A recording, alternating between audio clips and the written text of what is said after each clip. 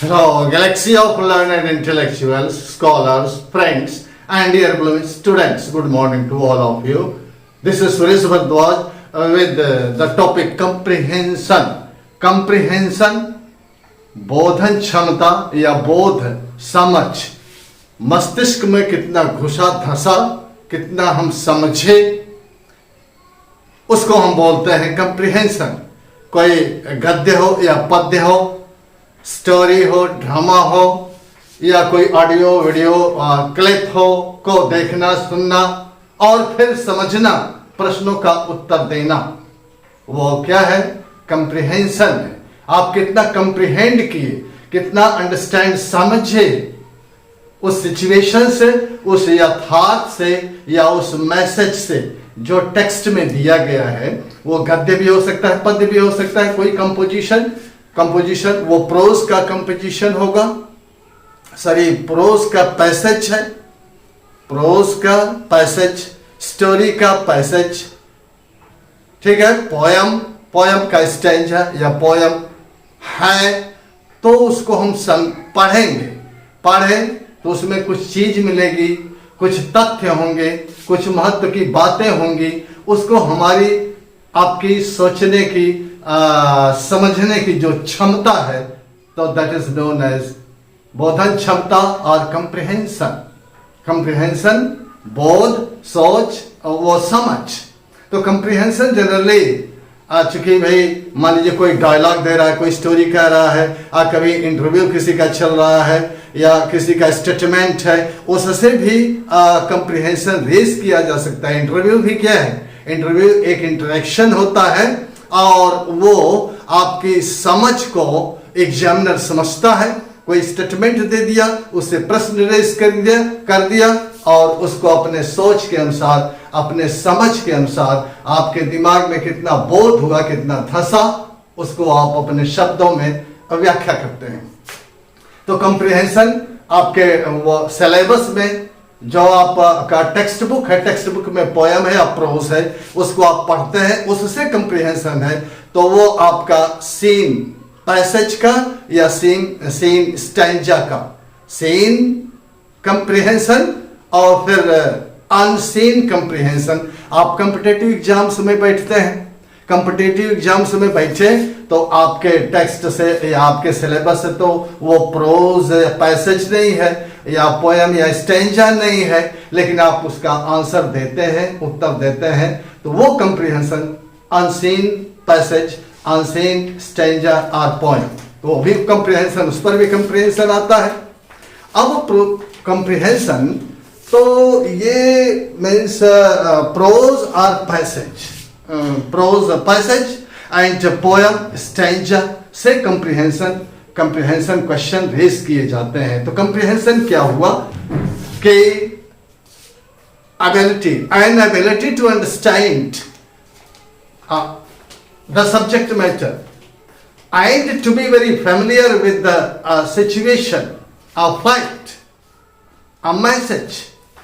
So that ability is known as comprehension, understanding in simple language. आप कह सकते हैं कि किसी चीज के तथ्य, अर्थ, महत्व इत्यादि को समझने की जो क्षमता है और जो उसमें ज्ञान है, ज्ञान को प्राप्त करने की जो क्षमता है, बोध है, उसे हम कंप्रिहेंशन कहते हैं.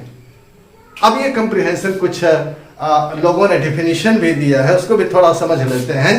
तो एक लिटरल कंप्रिहेंशन होता है जो कि इंफॉर्मेशन हम सूचना एकत्र करते हैं, सूचना की ओर इशारा करता है, उसको समझते हैं. Inferential comprehension requires the reader taking beyond what is read in the text. Text में क्या दिया गया है उससे दूर हट करके हम गहराई में उतरते हैं, उसे ग्रहण करते हैं, समझते हैं.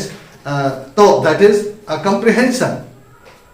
Comprehension is the act or location of grasping with the intellect and understanding. बुद्धि से, अपने समझ से उसको जो तथ्य है को हम क्या करते हैं? धारण करते हैं, समझते हैं. Ability to understand the meaning and importance of something. उसमें कुछ दिया गया है, उस टेक्स्ट में, उस पोएम में या उस पैसेज में या उस ऑडियो में, उस वीडियो में, डायलॉग में, इंटरव्यू में कहीं कुछ है, उस क्रीम को समझिए, उस क्रीम को ढूंढिए, तो समझिए उस तथ्य को। तो that is an ability to understand, that means comprehension.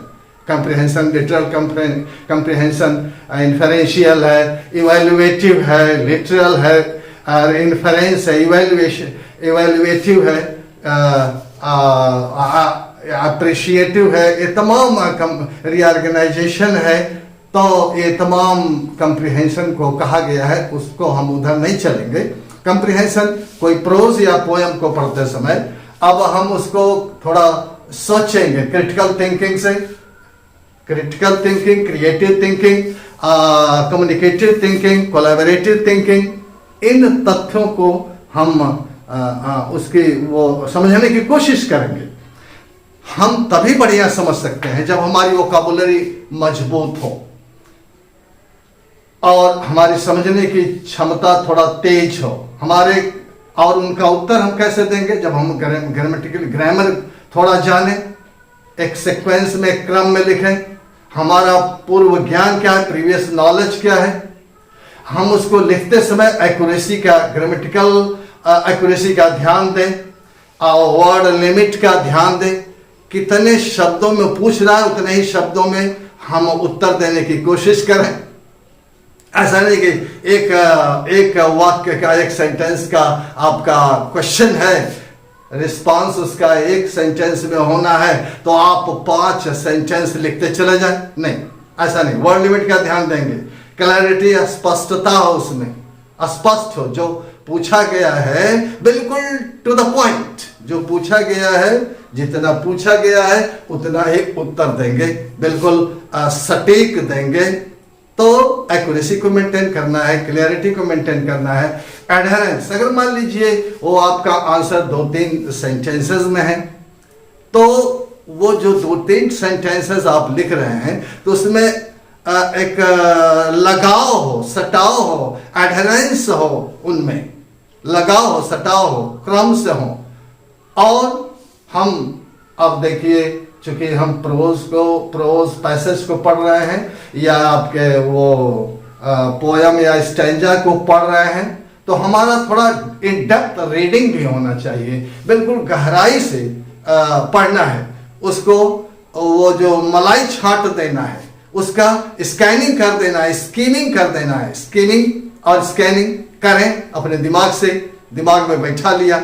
एक चीज और हम बड़ी ध्यान, very remarkable point to know, जिस टेंस में आपका क्वेश्चन रेस किया गया है या पूछा गया है, कंप्रिहेंशन क्वेश्चन जिस टेंस में हो, तो उसी टेंस में, उसी सेंस में, उसी वो मतलब सीक्वेंस में हमको आंसर देना चाहिए।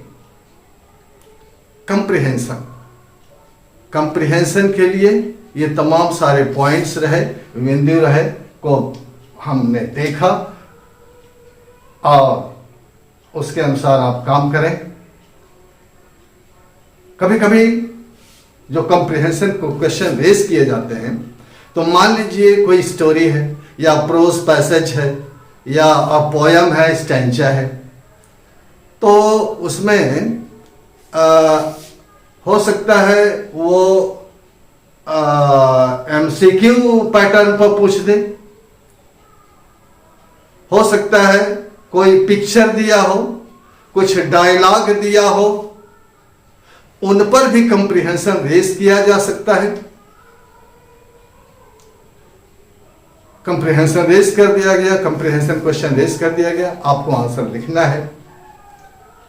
आंसर लिखने के लिए हम, चूंकि जो कंप्रिहेंशन दिया गया, सीन कंप्रिहेंशन, अनसीन या सीन जो भी है, प्रोज या पोयम, जो भी कंप्रिहेंशन वो आपको टेक्स्ट मटेरियल दिया गया है, उसमें कुछ क्वेश्चन जो होते हैं, कुछ तो ऐसे क्वेश्चंस होंगे आपको कि बिल्कुल हर बच्चा लिख लेगा, मोस्टली 95% बच्चा लिख लेगा।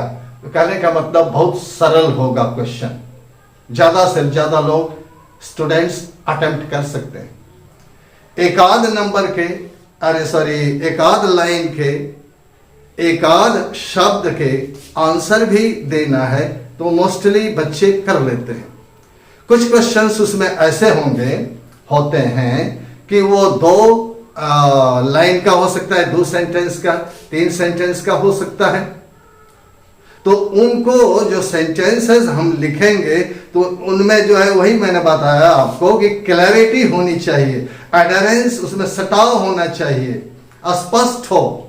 वर्ड लिमिट का ध्यान दीजिएगा। मानिए 2 सेंटेंसेस हैं जिसका मतलब लगभग 15 या 20 या 25 वर्ड्स हुए लिमिट उसकी, तो उसको एवरेज बच्चा हल करता है, लगाता है।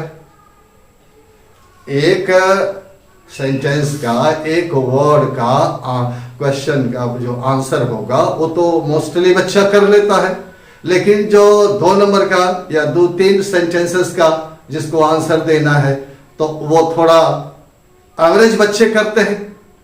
कुछ क्वेश्चंस ऐसे होते हैं, मैंने अभी एक टर्म दिया इन डेप्थ रीडिंग, मतलब गहरी, कभी कभी उस टेक्स्ट मटेरियल से हट करके आपको अपना कॉमन सेंस लगाना पड़ेगा और फिर आंसर देंगे आप।